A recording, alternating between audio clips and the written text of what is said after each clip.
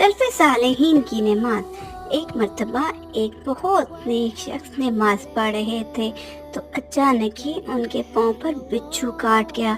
उन्हें पता ही न चला कि उन्हें बिच्छू काटा है। वो अपनी नमाज में इतने मस्त थे कि उन्हें खबर तक न हुई। किसी ने पूछा, हजूर आपको पता ही नहीं चला कि आपको बिच्छू काटा है और उसके बाद आप नमाज में मसरूफ रहे? तो वो हौले से मुस्कुरा दिए।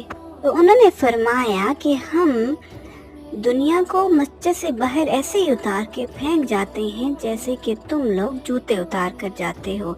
सुभान अल्लाह। और हम लोगों की नमाजें कैसी होती हैं, हर वक्त दुनिया की फिक्र लगी रहती है, हर टाइम दिमाग में वसवसे चलते रहते हैं, कभी शॉपिंग की फिक्र, कभी कहीं जाने की फिक्र, हमारे दिमाग में दुनिया ही बसती रहती है।